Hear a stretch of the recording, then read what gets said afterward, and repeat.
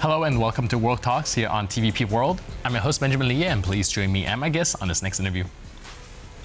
Ursula von der Leyen's July 1st to 2nd visit to Baku and Yerevan signals a wider EU push to anchor the South Caucasus in Europe's energy, trade and security strategy. The issue is not just a transport corridor, but Russia, connectivity and post-war peace. Joining us today on TVP World to discuss this is George Mchedlishvili, Associate Professor at European University in Tbilisi. His regional expertise helps us explain how this could reshape the Caucasus. Hello and welcome to TVP World. Good evening. Thank you very much for the invitation. So looking at this latest visit, do you think that this is mostly symbolic diplomacy, or are we seeing any real shift in EU strategy towards the South Caucasus? Well, it seems the latter is more to be the case, because the timing of the visit is very important. Few weeks after the very important parliamentary election in Yerevan, which anchored pro-Western Nikol Pashinyan and his political team in power. But still, of course, Russian threat can remain. To express support, not only express, but to provide support for Armenia in the face of this Russian economic pressure, and also support the peace process, because it seems that this is the most important development in the South Caucasus. South Caucasus is on the verge of turning into this genuine region when there is peace between the three republics, and, well, all three republics, potentially Georgia as well at some point, will participate into the regional projects. And also, Europe thinks about lessening its dependency on Russia. It's already very insignificant after the number of important, sometimes painful moves on the part of Europe. And, further development of the middle corridor, which will provide a very important link between generally Europe and Asia, is of primary importance. I think that this visit has been already overdue. So Ursula von der Leyen visited Baku 4 years ago precisely on energy issues, where the EU was transitioning away from Russia. So I think the timing is very important. It's hardly just a general courtesy of diplomacy. Right, like you mentioned, EU is also there to provide support and help these countries kind of deviate from Russia as well. But realistically, do you think that it's possible to pry them away from the reliance of the Russian economy?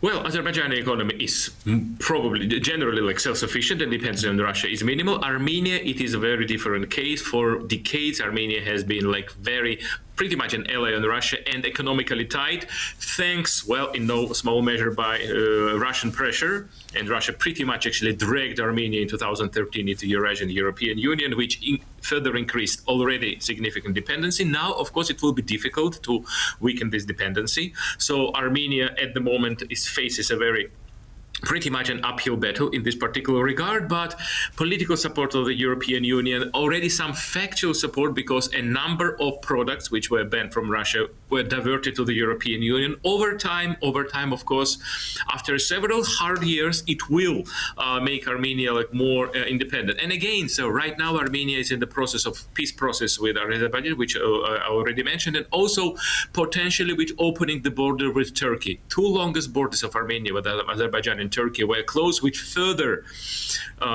it was actually kind of feeding into this vicious circle and further increasing Armenian dependency on Russia. Now it is possible to break this vicious circle, and when Armenia has all four borders with the neighbors open, obviously it will breathe literally economically, and Russia will have a lesser leverage. And very important, Russia have only one leverage on Armenia: economic pressure. Luckily, it is so much bogged down in Ukraine that even military presence in the name of military base in Armenia is pretty much nominal. All right, let's dive into this possibility of eventually breaking that vicious cycle. Do you think that the European Union and other Western partners of Armenia has any incentive that are not just geopolitical? Because the way I see it, for any kind of support or trade to be sustainable, I think eventually these countries need to feel like it's worth it on their part as well. Apart from the geopolitical dimension, which is of course important and always exists, there is also this. Importantly, Ursula von der Leyen, the President of the European Commission, is accompanied by Marta Kos, the enlargement commissioner.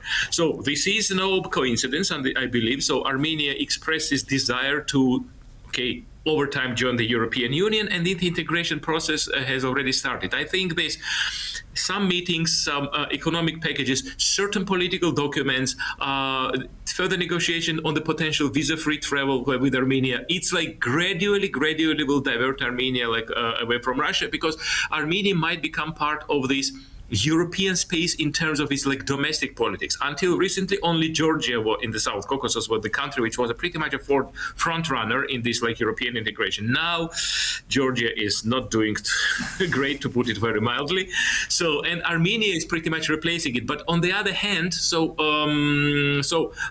Armenia and Georgia, they're tied together in this region. So it is possible where one country has this spillover, positive in this case, spillover effect on the other. So I believe that Armenia will be this anchor of European Union in terms of the democratic development. This is very important, apart and maybe in addition to the geopolitical dimension.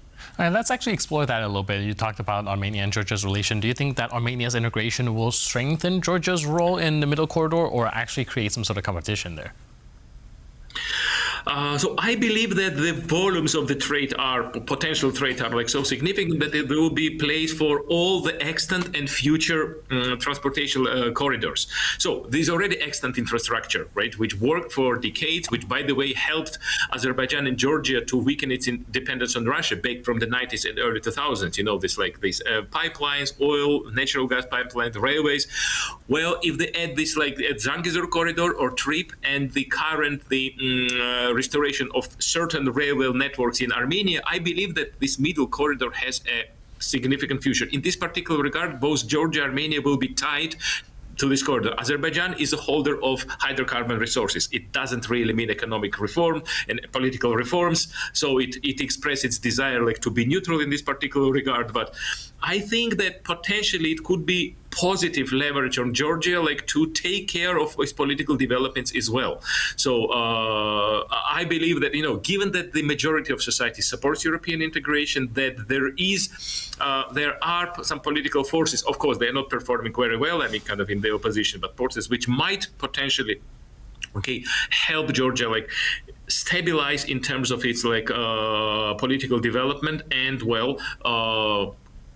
at least stop its current backsliding in terms of democracy, because countries, it starts resembling, for instance, the Belarus and some other post-Soviet countries which were not noted for desire to become democratic and European. So I think it is possible. Of course, the policy on the part of European Union, European institutions could be judicious, wise, consistent, and of course, actually, there will be always support on the part of the significant sections of the Georgian society in this regard. All right, now we've got a minute left. Time flies when you're having fun, but I would like to get your statement of who do you think is going to create the biggest pushback with a deeper EU involvement? Russia, Turkey, Iran, China?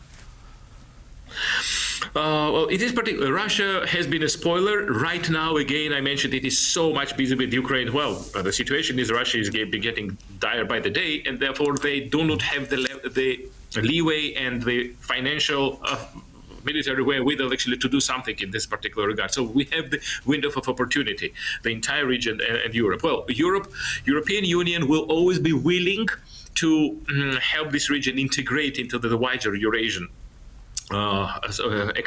economic structure, economic actually landscape.